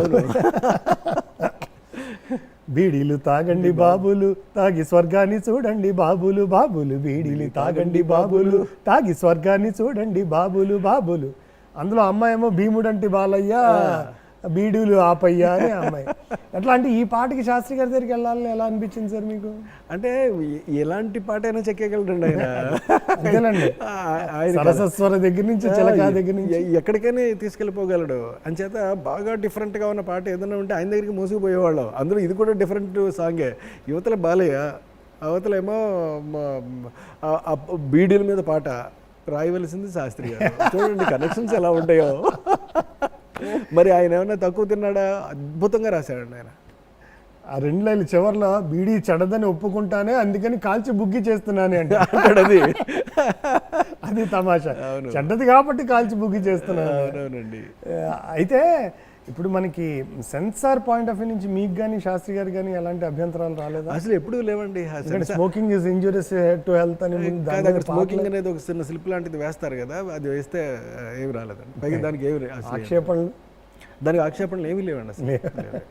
సార్, చూమంత్రకాళి అనే పాట మనకి మాయలోదండి, అదొక అద్భుతమైన సందర్భం. అంటే రాజేంద్ర ప్రసాద్ ఒక మోళి ఆడుకునేటువంటి కాబట్టి పిల్ల దొరుకుతుంది. ఆ పాటలో కూడా 2 పార్శ్వాలు ఉంటాయి. అంటే వాళ్ళ వృత్తిలో ఉండేటువంటి ఇబ్బందులు అన్నీ కూడా కలగలిపి అందులో వాడి కష్టము, వాడి సుఖము, వాడి గొప్పతనము, వాడి నిస్సహాయత, మాతో అన్నీ చెప్తూనండి. పాప పట్ల వాడికి ఉన్న ప్రేమ మొత్తం అలకపోస్తాడు అందులో. దొరక్క ఏదో లాటరీ దొరికినట్టు మనిద్దరి మధ్యలో ఏ జన్మలో ఏ తీరని రుణముందో, మరెందుకు ఇంతలో ఈ బంధనం ఇన్నింతలు పెరిగిందో. అమ్మాయి దొరుకుతుంది కదా, అమాయకమైన నీ చిన్నారి నవ్వును ఏ తల్లి కందో, ఇటే నీ దారి ఉందని నిన్ను ఏ సుడి గాలి పంపిందో, పాపం పుణ్యం దేవుడికెరుక పేదకు దొరికిన బంగారు కణిక. అది అక్కడ ఆయన అందం ఏంటంటే పేదకు దొరికిన బంగారు కణిక. అసలు అదేంటి పదాలు వాడడం అంటే అది. ఈ సందర్భంగా ఒక విషయం చెప్పాలండి, ఆయన దీనికి ఇంకొక చరణం కూడా రాశాడండి. ఆయన ఏంటంటే ఇది బాగుందండి, ఇవి ఓకే మాకు బాగుందని అన్న తర్వాత, లేదండి ఇంకొక చరణం ఒకటి నేను రాశాను అని చెప్పి వినిపించాడండి. అది అంటే ఫలానా అమ్మ నాన్న ఆస్తి పాస్తి అన్నీ ముందే ఎంచుకొని అప్పుడు జన్మిస్తాడా మనిషి అని. మేము ఏది ఎంచుకోవాలో తెలియక గింజుకుని సరే సబ్జెక్ట్ వరకు ఇది సరిపోద్ది కానీ ఇలా ఉంచుకున్నామే తప్ప, లేకపోతే నాకు బాగా నచ్చిందండి, ఫలానా అమ్మ నాన్న ఆస్తి పాస్తి అన్నీ ముందే ఎంచుకొని అంటూ పాడతాడండి. అన్నీ జన్మిస్తాడా మనిషి. అదే ఇంగ్లీష్లో కూడా ఒక సేయింగ్, బేసికల్లీ మనకి సామెతలు కూడా మనకి అన్నిటికీ చాయిస్ ఉంటుంది. అవునవును, మనకి జీవితంలో ప్రతిదానికి చాయిస్ ఉంటుంది, ఒక అమ్మా నాన్నకి తప్ప అన్నట్టు. దాన్ని చూడండి, ఆయన తిప్పి ఎంత అందంగా పట్టుకుని వచ్చాడు ఆయన. అమ్మా నాన్నలు మనం ఎంచుకోలేం కదా. ఈ 2 లైన్లు కూడా పాలు వెన్న లేవని అనక ప్రేమను తాగి పెరగవె చిలక. అమ్మాయి ఎక్కడి నుంచి వచ్చిందో తెలీదు, నేను అవన్నీ ఇవ్వలేవురా. వలేసే పాడు లోకం కంటపడక ఉండు నాయనక, ఇలా నా గుండెలో నా గువ్వలా కొలిపుండు కొలువుండిపోయింకా. ఇటే పోస్తే ఎమున్నైనా నిలేస్తానే, మరింకా ఏ కీడు నీ వంక రాలేడు. అసలు చూడండి ఏడండి ఈయన ఎక్కడికి వెళ్ళిపోయాడు ఆయన. అయితే అంత అసలు పల్లవి మొదలవడం అతని వృత్తిలోని ఇబ్బందుల్ని, మోళీ ఆట ఆడుతుంటారు, బాబు వేస్తే డబ్బులు వేయండి మా జీవితానికి ఉపయోగం. ఇక్కడ 2 లైన్లు చాలా బాగుంటాయి సార్. ఇనామిచ్చే నవాబుంటే సలామంటాం, విదల్చని బాబుంటే డబుల్ దండాలంటాం. ఇచ్చేవాడికి 1 నమస్కారం, ఇవ్వని వాడికి 2 నమస్కారాలు అన్నాడు. ఇలాంటి ఎన్ని రకాల ఒదిగిపోయి అసలు అద్భుతం సార్. ఇది ఇలాంటి ఈయనే మళ్ళీ తిరిగి బాగా డెప్త్లోకి ఉండి కథ మొత్తం చదువుకుని కథ మొత్తం అందులోకి ఇమిడ్చేటటువంటి, అంటే చిలకలాగా ఇమిడ్చేటటువంటి మళ్ళీ ఇంకొక సందర్భం ఆయనకి ఎదురైనప్పుడు రాశాడండి పాట. మాట ఇవ్వమ్మా చెల్లి మరిచిపోకే నా తల్లి. అబ్బబ్బబ్బబ్బబ్బా ఏమిటండి అసలు ఆ కళలోంచి జారు. సందర్భం ఏంటి అంటే తన భర్తని ఇంకా ఎట్టి పరిస్థితుల్లోనూ కూడా ఇంకొక పెళ్లి చేసేయాలి అని డిసైడ్ అయిపోయినటువంటి భార్య. ఒక భార్య భర్తకి పెళ్లి చేయటం ఏంటి, భర్తకి తనకు తెలుసు కాబట్టి ఆ విషయం భర్తకి చెప్తే తట్టుకోలేడు. అలాగనే తట్టుకునే కండిషన్ ఆ భర్త దగ్గర లేదు అని డిసైడ్ అయిపోయిన తర్వాత ఇంకొక అమ్మాయి టచ్లోకి వచ్చిందని చెప్పి తెలిసి ఆ అమ్మాయికి తనకి అంటగట్టేసి ఆఖరికి ఫైనల్గా ఈ 2వ అమ్మాయి నేను ఏదో రకంగా ఒప్పించి తీసుకొస్తానని వెళ్ళిన ఆవిడనే తిరిగి ఒప్పించి మాట ఇవ్వమ్మా చెల్లి అని చెప్తూ ఉంటేనండి అక్కడ.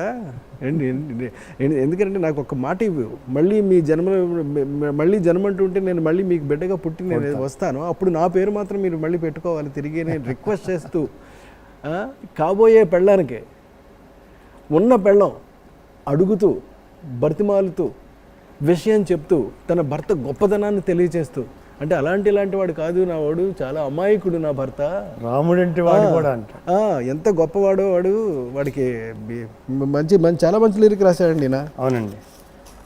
మాట ఇవ్వమ్మా చెల్లి మరిచిపోకే నా తల్లి, నా ఇంటిలో నువ్వు మళ్ళీ దీపాన్ని పెట్టమ్మ వెళ్ళి. అందులోనే 25 ఏళ్ల పెనిమిటి అయినా పాపాయిలా చూసుకున్నా నీలో చిగురించ, మట్టి పాలవుతున్న నా ఆశలన్నీ నీలో చిగురించాలి, అప్పగిస్తున్నాను నిన్నే నమ్మి నిత్యం కొలిచే నా రాముడిని. నిత్యం కొలిచే నా రాముడిని నేను నీకు అప్పచెప్తున్నాను. ఆ రాముడు ఎంత గొప్పవాడో చెప్తాడండి. అది అంటే 25 ఏళ్ల పెనిమిటి అయినా పాపాయిలా చూసుకున్నా, కాలు జారుతుందో ఏమో అని కళ్ళలోనే దాచుకున్నా, కన్న బిడ్డ కన్నా మొగుడు మీదనే నా బెంగ ఎల్లప్పుడు. చూడండి, నా బెంగ ఎల్లప్పుడు బెంగ. చూసారా, అంటే ఏమవుతుందో అనుక్షణం ఫాలో అయ్యేటటువంటి భార్యకి భర్త పట్ల బెంగే ఉంటుందండి. ఎందుకంటే ఏమవుతుందో, అయ్యో తిన్నాడో లేదో, సమయానికి ట్యాబ్లెట్లు అయ్యి వేసుకున్నాడో లేదో, ఎంత ఆలోచిస్తే చూడండి, ఎంత దూరాలోచన ఉండుంటుంది ఆవిడికి. అలాంటి భార్య, అంతటి ఎమకబుల్ భార్య అండి. ఇంకా చెప్పలేము, అంత మాటల్లో చెప్పలేనంత ఆ మనసు కలిసిపోయినంతటి గొప్ప మనిషి ఆవిడ కోరుకుని ఇంకొక పెళ్లి చేసుకోమని చెప్పడానికే ఉపయోగించిన పాట రాయాలి అని అంటే ఆయన రాసిన తీరు చూడండి. చివర్లో క్లైమాక్స్ సార్, 2వ చరణంలో ఎంత పొందినా తనివి తీరదే, ఎంత పొందినా తనివి తీరదే, కావాలి ఇంకొక జన్మ, ఆ చేతుల్లో చిట్టి పాపాయినై ఉయ్యాలలుగే తృప్తి కోసమై, వచ్చేది నేనేనని గుర్తుంచుకుంటానని, ఆ కొత్త జన్మానికి నా పేరే పెడతానని మాట ఇవ్వమ్మ చెల్లి. చూడండి, ఆ లింక్ చేయడం, ఆ లింక్ కలపడం, ఇలాగని మాట నాకు ఎన్నిసార్లు చెప్పను నేను, తిరిగి రాడు ఇక అంతే. అయితే ఇలాంటి సందర్భం, ఇంత డెప్త్ ఉన్న సందర్భం, అంటే మీ స్టోరీయే అసలు అలాంటి ఒక, అంటే రొటీన్కి భిన్నంగా ఉండే స్టోరీ. అందరూ పెళ్ళికి ఆహ్వాన పత్రికలు ఇస్తారు, మీరు అందులో విడాకులకి ఆహ్వాన పత్రిక ఇచ్చారు. 2 పాటలు అంటే పెళ్ళికి అయినప్పుడు వచ్చేటువంటి పాట దేవతలారా రండి, అంటే ఒక హీరోయిన్ తన మనసులో పెళ్ళవుతోందని, అది రొటీన్గా ఉండేటువంటి పాట. అంటే కళలతో, కొత్త కళలతో జీవితాన్ని. కాకపోతే ఆ విడాకుల సందర్భం ఏంటి సార్ అది? అది పందిరి వేసిన ఆకాశానికి అని ఒక పాట ఒకటి ఆయనే రాశారు ఆయన. అంటే ఇవ్వమ్మ ఆహ్వానం, ఆవిడికి ఆహ్వానం నువ్వు ఇవ్వు, అలాగని వెళ్ళి ఒక దేవత దగ్గర ఎక్కడైతే పెళ్లి చేసుకున్నారో అక్కడ ఆ దేవత దగ్గర ఎవరైతే జనం రేపు ఆశీర్వదించాలో వాళ్ళందరి దగ్గరికి వెళ్ళి మోకాళ్ళ మీద కూర్చొని, అమ్మ నిన్నటి వరకు నాకు నా భర్త ఉన్నాడు నన్ను చూసుకోవడానికి, కానీ రేపటి నుంచి ఆ భర్త ఇంకా నాకు ఉండడు, నేను ఒంటరిదాన్ని, కాబట్టి మీ ఆశీస్సులు ఇప్పుడు నాకు అవసరం, అప్పుడు కాదు, మిగిలిన జీవితం అంతా కూడా ఇలా ఒంటరిగా గడపడానికి మీ అందరి దీవెనలు నాకు అవసరం అని చెప్పి మోకాళ్ళ మీద నిలబడి అడుగుతూ ఉంటేనండి కంటతడి పెట్టించాడండి ఆయన రాసిన రాతతో. కానీ అందులో కూడా ఒక పాజిటివిటీ ఉంది కదా సార్. బేసిక్గా అంటే ఇంకా అయిపోయింది నా జీవితం, ఆత్మహత్య చరణం అని చెప్పట్లేదు. ఇప్పుడు నాకు మీ ఆశీర్వాదం అవసరం, ఇప్పుడు నాకు మీ ఆశీర్వాదం కావాలి, నాకు ఆశావాదం ఉంది, ఆశావాదం ఉంది అందులో. అలాంటి పాట రాశాడండి ఆయన. ఇప్పుడు ఆ ఫస్ట్ పాట ఏమో ఇది అందరికీ తెలిసిన పాట సార్. అవునవును. దేవతలారా రండి మీ దీవెనలందించండి, నోచిన నోములు పండించే నా తోడును పంపించండి, కలలో ఇలలో ఏ కన్నెకి ఇలాంటి పతిరాడనిపించే వరుణ్ణే వరముగా ఇవ్వండి, కని విని ఎరుగని వేడుకతో వివాహం జరిపించాలండి. ఇది అందరికీ తెలిసిన పాట సార్. అంటే అదే ట్యూన్కి అదే సందర్భానికి మీరు చెప్పిన పందిరి వేసిన ఆకాశానికి ఇవ్వమ్మ ఆహ్వానం అని ఇదే ట్యూన్లో మళ్ళీ చేయడం జరిగింది. కానీ మళ్ళీ ఈ పాటకి అమ్మాయి అంతరంగానికి బాలుగారి చేతి పాడించారేంటి సార్? మామూలుగా అమ్మాయి అంతరంగాన్ని ఆవిష్కరించడానికి ఫీమేల్ సాంగ్ పెడతారు కదా, సాధారణంగా పెడతారండి. అథెంటిక్నెస్ కావాలి అని అంటే అది బాలుగారు గొంతులోనే పలుకుద్దండి. అంటే కంగుమన్నటువంటి ఇది అక్కడికి వచ్చేటప్పటికి బేలతనం ఉండకూడదు. ఇప్పుడు మాట ఇవ్వమ్మ చెల్లి ఉందనుకోండి, అక్కడ చిన్న బేలతనం ఉంటుందండి. ఆ బేలతనాన్ని ఎక్స్ప్రెస్ చేయాలి, బేలతనమే అక్కడ పాయింట్. కానీ ఇక్కడ అలా కాదండి, తనలో గూడు కట్టుకున్నటువంటి ఒక ధైర్యం, ఒక నమ్మకం, వివాహ వ్యవస్థ మీద తను చేస్తున్నటువంటి వేసిన ప్రశ్నలు, ఇవన్నీ కూడా తనని రాటు తేల్చేసినాయండి. ఇప్పుడు తన మీద పాడే పాట బాలుగారు పాడకపోతే ఎవరు పాడగలరు? అందుకనే హోమన్ అందులో ఆయన గొంతు ఉండాలి అని ఆలోచించుకు పెట్టినటువంటి పాట అండి. మన గొంతే ఉండాలి అక్కడ. మంచి ఆన్సర్ సార్. అంటే అది ప్రతి దాంట్లో ఇప్పుడు మీరు అన్నట్టుగా సంధించిన ప్రశ్నలు భగవంతుడికే ఉన్నట్టుంటాయి. అవునా? ప్రతి మనువు స్వర్గంలో ముందే ముడిపడుతుందా, ఆ మాటే నిజమైతే ఈ చట్టం విడగొడుతుందా, నీ రాతకు ఎంత సత్యం ఉందో చూద్దువు బ్రహ్మయ్యా, రావయ్యా చూద్దు అని, నీ సాక్ష్యం ఎంత విలువైందో ఓ అగ్ని చూడయ్యా, నువ్వు రామా ఓ అరుంధతి, ఇదే నీ దర్శన ఫలమైతే ఎటైనా దాగిపోవమ్మా. ఎంత డెప్త్లోకి చెప్పింది. అరుంధతి నక్షత్రాన్ని, వేదాలని అన్నింటినీ జవాబుదారీగా పెట్టేశారు సరే. మొత్తం టోటల్గా ఎన్నింటిని తీసుకొచ్చి అక్కడ ఆయన వేశారో చూడండి. ఇదే నీ దర్శన ఫలమైతే ఎటైనా దాగిపోవమ్మా, వెళ్ళిపో, ఎందుకు ఫలితం లేనప్పుడు ఎందుకు, ఇది రిజల్ట్ అయితే నువ్వెందుకు, నీ దర్శనం ఎందుకు? యువతల అగ్నిని ప్రశ్నించింది. నీ చుట్టూ తిరిగితే ఇదా ఫైనల్గా ఫలితం బట్టి విడదీయకుండా ఉండడం కోసం కొంగుముడి వేసుకుని గుండ్రంగా తన చుట్టూ తిరిగి 7 సార్లు చేస్తే, కానీ ఇడిపోయే పరిస్థితి వస్తే నువ్వేమీ కాయలేవన్నమాట. మరి ఇంకెందుకు? చూడండి, అరుంధతి నక్షత్రాన్ని ఇద్దరిని కలిపి ఒకేసారి చూపెడతారు చూడమని చెప్పి, చూస్తే నువ్వు ఇది ఇంక ఈ విడాకుల్ని ఆపలేవన్నమాట. ఇంక నువ్వెందుకు? చూడండి ఎలా ప్రశ్నించిందో ఒక్కొక్కటి అలా ప్రశ్నించుకుంటూ వెళ్ళింది. కాబట్టే ఈ ప్రేక్షకుల దేవుడు ఆ సినిమా 150 రోజులు ఆడిందండి.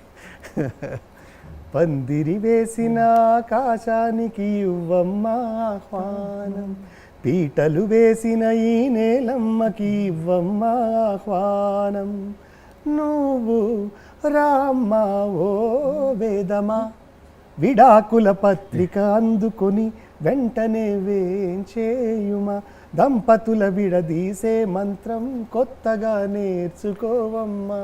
ఇక్కడేమో ఈ 2 పాటలు ఆయన చేత రాయించాను. దేవతలారా రండిని ఈ పందిరి వేసిన ఆకాశానికి ఒకటే ట్యూను, అవును. ట్యూన్లో మార్పే ఉండదండి. ఇలాంటి సందర్భమే నాకు ఎగిరే పవర్లో ఎదురైనప్పుడు నేనేం చేశానంటే అక్కడ టూ డిఫరెంట్, ఒక అమ్మాయి చాలా ఉత్సాహంగా, చాలా అంటే మహా ఉల్లాసంతో ఎగిరి పడుతూ బంతిలాగా పాడుకుంటేటటువంటి ఒక పాట అండి. మాఘమాసం ఎప్పుడొస్తుందో మౌన రాగాలెన్ని నాళ్ళు, అది పాట.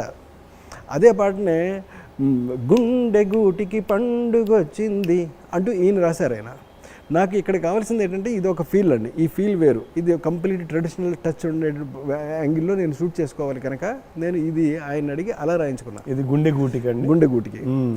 అదేమో మాఘమాసం ఎప్పుడు వస్తుందో ఇది. ఇప్పుడు ఈ సందర్భంలో మీకు ఈ రెండు పాటల యొక్క డిఫరెన్స్లు అలాగా, అది అక్కడ అమ్మాయి పాడుకునేది, ఇక్కడ వీళ్ళిద్దరూ కలిపి కలలు కనేటటువంటి రేపటి రోజు గురించి వీళ్ళు పాడుకునేది. ఈ రెండు పాటలు ఇలా ఉండగా నేను ఎందుకు ఇద్దరికి అప్పచెప్పానంటే అది వేటూరు గారు రాశారు మాఘమాసం, ఇదేమో శాస్త్రి గారు రాశారు. దానికి కారణం ఉందండి. శాస్త్రి గారు బాగా లోపలికంట వెళ్ళి కేవలం భావాన్ని ప్రధానం చేసుకుని రాస్తారు, కానీ వేటూరి గారు రిథమ్ని ప్రధానం చేసుకుని రాస్తారండి ఆయన. అది మాఘమాసం ఎప్పుడొచ్చిందో మౌన రాగాలెన్ని నాళ్ళు, చూసారు కట్టింగ్ పర్ఫెక్ట్ అలా కూర్చుంటుందండి. ఈ దాంట్లో ఫీల్ గుండె గూటికి పండుగ వచ్చింది, చూడండి ఎంత ఎంత అందాన్ని ఈయన తొణికిస్తలాడిస్తున్నాడు అక్కడ. వచ్చినటువంటి పండగ గురించి ఆయన చెప్పేటటువంటి భావాన్ని ఎంత పొందిగ్గా పెట్టుకుంటూ అల్లుకుంటూ వెళ్తున్నాడు. ఇది ఈయన శైలు, అది ఆయన శైలు. దర్శకుడిగా వాళ్ళిద్దరిని వాళ్ళు అలా వాడుకోవడం మీ శైలి, కానీ వాడుకుందాం అంటే ఇప్పుడు ఇద్దరు కూడా లేరండి. చాలా అద్భుతం సార్, చాలా చాలా మంచి విషయాలు చెప్పారు. యాక్చువల్గా మీ పాటలను చెప్పుకుంటూ పోతే ఇంకా చాలా ఉన్నాయి, ఎందుకంటే మీ సినిమాలు అలాంటివి ఇప్పటికి కూడా పిల్లలకి ఒక మంచి సంస్కారవంతమైన హాస్యాన్ని చూపించాలన్న, ఒక విలువలు ఉన్నటువంటి సినిమాలు చూపించాలన్న, అంటే మన రేలంగి గారు, రమణారెడ్డి గారు అలాంటి యుగం తర్వాత నెక్స్ట్ మన జనరేషన్కి వచ్చేసరికి ఒక మంచి comedy cinema, healthy comedy cinema పిల్లలు ఈ జనరేషన్ వాళ్ళకి చూపించాలని మీ సినిమాలో చూపించాలి. అంతటి నాకు స్టోరీ ఎక్కడికి వెళ్ళినప్పటికీ కూడా ఎప్పుడు సార్ మీ నెక్స్ట్ సినిమా, ఎప్పుడు సార్ అని అంటూ ఉంటే నాకు అసలు ఎంత ఉత్సాహం వచ్చేస్తుంటుంది అంటేనండి చూస్తూ ఉంటే, అవును నేను ఇంకా సినిమా చేయకపోవడం ఏంటి, ఎందుకు నేను అసలు ఈ గ్యాప్ నేను ఎందుకు ఇచ్చానని పశ్చాత్తాపడుతూ ఉంటానండి. నేను చాలా తప్పు చేశానని ఒప్పుకుంటానండి. ఒప్పుకుని ఏమైనా సరే వీళ్ళందరినీ నవ్వించాలి, వీళ్ళందరినీ ఫీల్ అయ్యేటట్టు, అంటే గుండె లోతుల్లోకి ఒక్కసారి చిన్న వీణ మీటినట్టు మేటాలి వీళ్ళ గుండెల్ని. వీళ్ళందరినీ అసలు పిల్లలతో సహితం అందరూ కూర్చొని పక్క నవ్వాలి. అలా అని నేను స్క్రిప్ట్ రెడీ చేసుకున్నానండి. బహుశా పండుగ వెళ్ళిన తర్వాత స్టార్ట్ చేస్తాను. అద్భుతం sir, thank you, waiting for it. And చివరిగా మీరు ఇంత సుదీర్ఘమైన ప్రయాణంలో సిరివెన్నెల సీతారామ శాస్త్రి గారు అనే ఒక వ్యవస్థ గురించి, నేను వ్యక్తి అంటలేదు, ఆయన గురించి మీ మాటల్లో తెలుగు సినిమాకి ఆయన కాంట్రిబ్యూషన్ గురించి చెప్పాలి అంటే క్లుప్తంగా. మనం ఒక మహాసముద్రం దగ్గరికి వెళ్ళండి, చెంబు పట్టుకెళ్తే చెంబుడు నీళ్ళు అయితే తెచ్చుకోగలం, అదే లారీ వేసుకుని వెళ్ళిపోతే లారీ నీళ్ళు తెచ్చుకోగలము, అదే పైప్ వేసి తోడేస్తే ఎంతైనా సరే తెచ్చుకోగలం. కానీ ఎంత తెచ్చుకున్నా, ఎంత తోడినా, ఏం చేసినప్పుడు కూడా ఎప్పటికీ ఎండిపోనటువంటిదండి. అది ఒక అక్షయ పాత్ర, అది.